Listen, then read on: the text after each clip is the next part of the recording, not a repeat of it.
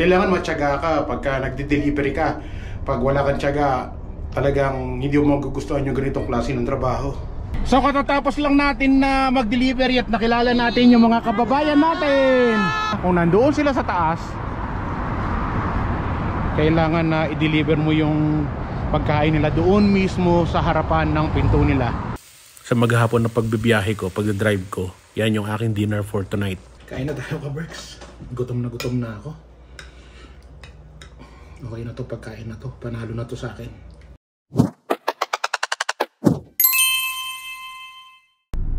Mga ka-Berks, magandang araw sa inyong lahat. Chris Cusinero. At delivery na naman tayo. Meron tayong delivery ngayong araw. Ayan. At tara, samahan nyo ako. Mag-explore tayo dito sa Canada.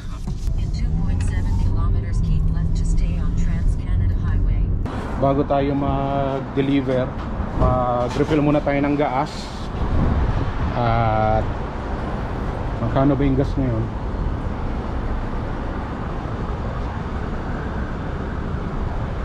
$1.37 ang 1 litro.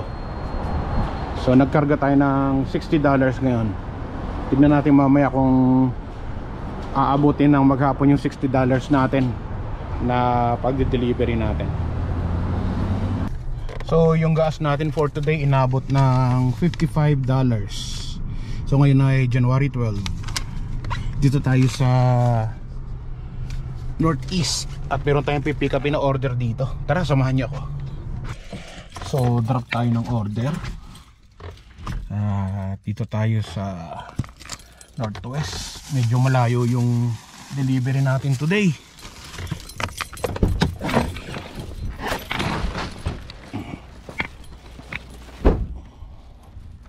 Ganda ng lugar dito. Mga bagong bahay, dinedevelop pa lang. Wow. So dito tayo sa may pink na pinto.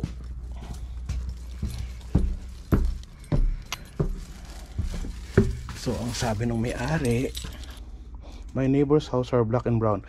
If you can find my house, please adjust the Google map. Okay. Take a photo. Take a photo sa pink na pinto. Okay na po. Ang ating message done. Deliver. Head to your pickup at Church's Texas Chicken 125 Sage Valley Common Northwest. Ngayon, pick up naman daw tayo ng order natin sa Texas Chicken. Ay, ano ba? Texas Chicken? Church's Chicken. Church's Chicken pala. Sorry. Bingingo talaga ako. So, tara. Next order na tayo. Ang buhay delivery. Ganda ng mga bahay dito. Wow. Kaya lang yung iba, may mga tama ng ano, may mga tama ng anong tawag dito? Hail. Kasi nagkaroon yata ng hail dito nung nakaraan. Kaya yung iba may mga butas-butas, parang pisngi ko. Butas-butas na rin. Pero ganda ng mga bahay dito, ang lalaki. Saka marami ditong single detached house. Wow. Kailan kaya tayo magkakaroon nito, no? Kahit dito kalayo, okay lang. Ganda ng mga bahay, oh. Diba?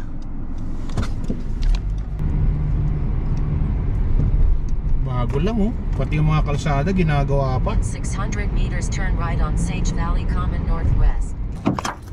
Yung malaking bagyong gamitin natin kasi dalawa yung pipikapin natin from here.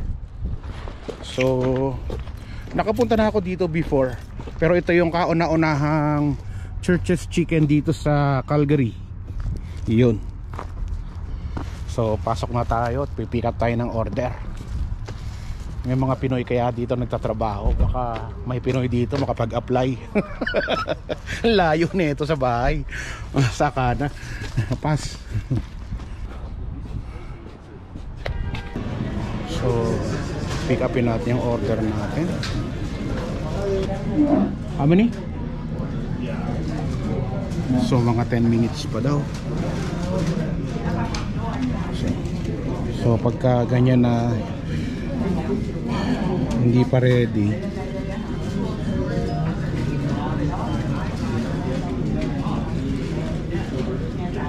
pa yung order ko.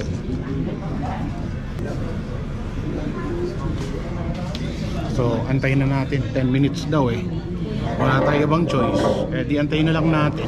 Dito lang muna tayo. So, mga 10 minutes na tayo nandito. Tapos yung mga available food nila. Or shooting a video? I can't hear you, you know. You shooting a vlog? I'm a vlogger. Oh, you're a vlogger? Yeah. May nakilala pa nga tayo dito na kaibigan. What's your name, friend? My name is Harman. Invite them. Yeah, subscribe him. Try the Church's Chicken here, right? Welcome to Church's Chicken. So malayo-layo pa yung order natin. Punta pa tayo ng mga ka-Berks. Malayo-layo pa to. Lagpas pa ng airport yung pupuntahan natin. Ganon talaga. Ay kailangan natin na magsumikap sa dami ng mga bills natin. Bago lang tong lugar na to. Mga bago lang lahat ng mga businesses dito, buildings nila. So tara na, biyahe na tayo. Pick up naman tayo ng order dito sa may harapan ng Chinook Mall. Ang Greedy Donuts. Saan kaya yung pinto niya ito? Hello. Hello, princess. Kakatawa naman yung mga bata.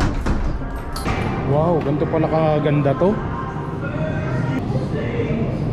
Greedy Donut. Yeah. That's it? Thank you, my friend. Oh, tara na, Berks. Ganda naman dito, may mga palaruan yung bata. Tapos ang luwag-luwag sa loob. Ma-enjoy yung mga bata dito. Okay, deliver natin tong order nating donut. Hindi pa pwede kakalala isa dito. Hindi pwede. So ang delivery natin is sa downtown. Yun, downtown Calgary. At malakas yung loob ko ngayon na mag-deliver sa downtown kasi Sunday ngayon. So anywhere you can park nang walang bayad. Kasi pag nagde-deliver ako before, ewan ko kung naikwento ko na sa inyo, nakuhanan ako ng picture doon. Nagbayad ako ng $405. At talagang masama loob ko noon kasi yung kita ko ng ilang araw napunta lang sa pagbabayad ko ng ticket. But today is going to be free because it's Sunday today. So let's go na, deliver natin yung order natin. Pagka nakastop, nagkakape ako. Tapos marumi na yung aking damit dahil namantsahan na, nangatapon na kape. Di mo maiiwasan. Ito lang yung ibang mga customer na parang diva, yung reyna sa kahari na kailangan i-deliver mo yung pagkain sa harap mismo ng pintuan ng apartment nila. Kung nandoon sila sa taas, kailangan na i-deliver mo yung pagkain nila doon mismo sa harapan ng pinto nila. Merong iba na aantayin ka dito sa lobby, sa baba, pero yung iba talaga paakating ka doon sa pinaka, kung saan yung pinakapinto nila para i-deliver mo yung mga pagkain nila. May mga ganun talaga eh. Tapos yung ibibigay sa yung tip piso. May mga ganun talaga. Tignan natin itong nagpapa-order na to. Sa 15th floor pa siya. Akyatin ko pa yung 15th floor. So hanapin muna natin kung saan yung kanyang bahay o yung kanyang apartment.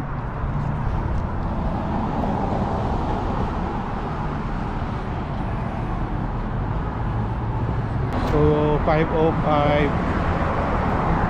Kaya yung 505. 503. So dito tayo, 505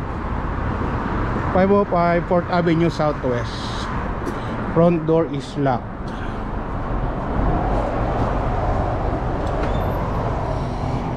So binigyan tayo ng code.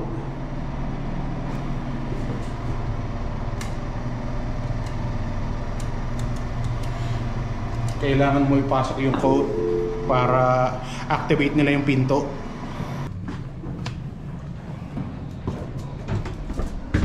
Tayo sa 15th floor.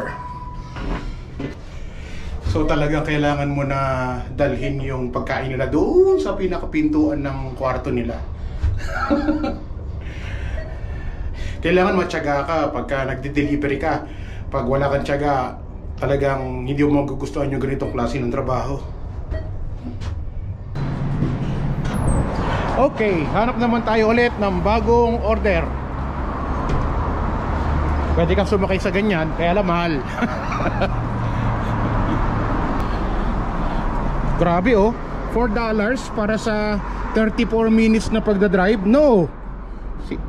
Ano, naloloko ka na ba? $4 para sa ano? Para sa 34 minutes? 14 kilometers for $4. Cancel. Kailangan smart ka pagdating sa mga ganyang bagay. Hindi pwedeng order, yung mga order, pick up ka lang ng pick up, malulugi ka. So kahit na bumaba yung points ko, wala akong pakialam. Ang importante yung ano, yung kahit papaano kikita ka doon sa mga dinideliver mo. Minsan mga $10, $12, $14, $15, $18 hanggang $20. So mga 30 minutes, $20, not bad na, di ba? Pero pagka ganito, ilang minuto yon tapos for $4, no, hindi pwede. Nandito lang sa, ayun, banda doon lang si Angelo. Hinatid ko siya kanina umaga kasi gumagawa sila ng movie, ng film, 10 minutes na movie. Pangalawang araw na niya ngayon. At hinatid ko siya kaninang alas 7 ng umaga. Uwi nun mamaya pa, alas 9 pa ng gabi. 12 hours, 13 hours yung pag-shooting nila. Ang importante, natitraining yung anak ko. Natitrain siya na mag-shoot ng mga movie para talagang masanay siya. So dito tayo nakapark. Hindi tayo natatakot na mag-park ngayon kasi nga Sunday. Lahat ng mga nakapark dyan libre ngayon. So tara, back to work. Hanap na ulit tayo ng delivery. So katatapos lang natin na mag-delivery at nakilala natin yung mga kababayan natin. Ano po pangalan nyo? Ako po si Corazon Abisol from Leyte. Leyte. Shari po from Zamboanga. From Zamboanga. Wow, I love Mindanao. Talaga? Kasi nagbakasyon ako ng Mindanao before sa Jensan, sa Marbel, sa Cotabato, sa Davao City. Yung mga yan, Bigos. Ayan. Nice to meet you. Ilang taon na po kayo dito? 17 years. Subscribe kita. Salamat po, Chris Cusinero po. Okay lang po ba Picture? Oo, okay lang, okay lang. Sige lang. Sige, picture. Yun. Thank you po. Thank you po. Shout out na para sa mga Shout kaberts. out sa aking mga kamag-anak sa Leyte. Ayos. Sa Iloilo. Ayos. Ilongga. Sa Ottawa. Oh, ginapiko, ginapaka palang kwarta. Ay, hoy, ginapalagid ang kwarta sa Canada, oy. O sige po, maraming salamat po. Thank you, Have a good day. Bye-bye. Subscribe po kita. Thank you po. Ito talaga yung gusto ko eh. Na-enjoy ko talaga yung pagdadrive ko. At ewan ko, parang nare-relax ako kahit mahirap ang trabaho. Sige lang, tuloy lang tayo sa pagdadrive. Kabergs, medyo paggabi na. Take right exit 46 onto Sarsi Trail. Okay, right exit daw. Make a slight right turn on Sarsi Trail northwest. Yung nagdadrive ka, nagde-deliver ka, tapos ganito kaganda yung view. Nakakawala talaga ng pagod.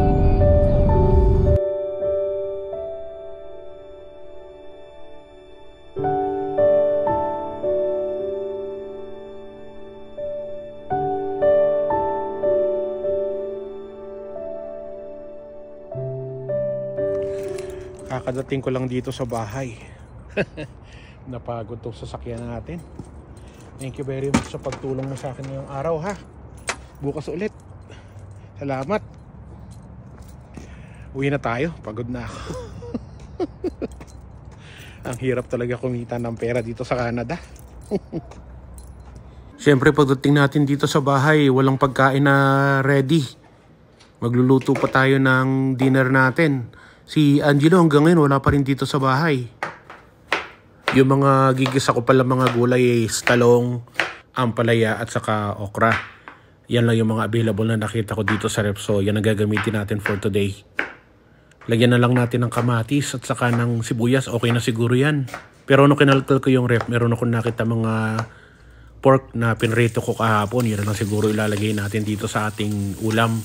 Yan na lang yung karne na isasahog natin. So ginisa ko na nga yan. Nilagyan ko nga ng kamatis. Tapos sinilagay ko na yung aking mga vegetable. Okay na. Solved na yung aking dinner. Kita nyo naman, panalo, di ba? Healthy. Sa maghapon na pagbibiyahe ko, pagdadrive ko, yan yung aking dinner for tonight. Kaninang umaga, nung umalis ako, nag-start akong mag-deliver alas 10 ng umaga, pero ang kinain ko lang is isang banana lang. Pagkatapos, puro lang ako kape maghapon. Talagang tinry ko na hindi kumain kasi nga yung diabetes ko, ayoko na umatake habang nagdadrive ako. Kaya naman pag uwi ko ngayon, gusto ko kahit papaano makakain naman ako ng masustansyang pagkain. Tara ka-Berks, kain na tayo. Kakapagod.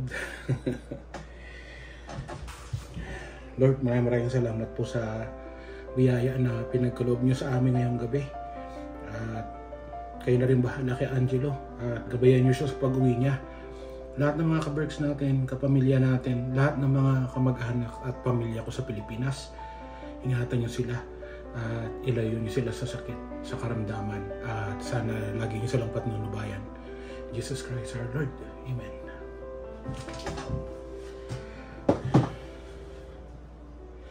Kain na tayo ka-Berks. Gutom na ako. Okay na to, pagkain na to. Panalo na to sa akin. Magkakamay na lang ako, nagugas naman ako ng kamay kanina. Malamigin na kanin, 1 cup lang. Mas mahina daw sa sugar pagka malamig yung rice eh. So, tara na. Sarap na ito. Oh. Wow, panalo.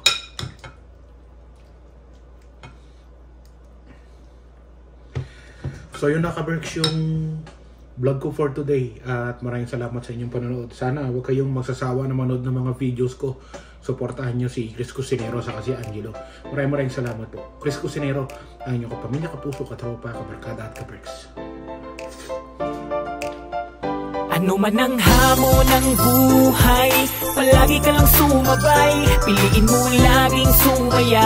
Kay Chris Cusinero panalo ka. Di lang pagluto at sa kusina, sa adventure ay kasama. Sa lugar na kakaiba, halika na kay Chris Cusinero na. Halika na't sumama ka at manood. Mga matay mamamangha, di lang tiyan ang mabubusog. May mga lugar pa lang, ganito ang nangyayari. Kapag nakita mo, mapapawaw, mapapagrabe. Mga ka-Berks, tara muna gala. Mga lugar dito kanyang ipapakita. At sa pagluto, matik kayo ay tatakamin. Pag Chris Cusinero, matik papasarapin. Yum! OFW na nagsumikap ng ibang bayan kahit malayo sa pamilya.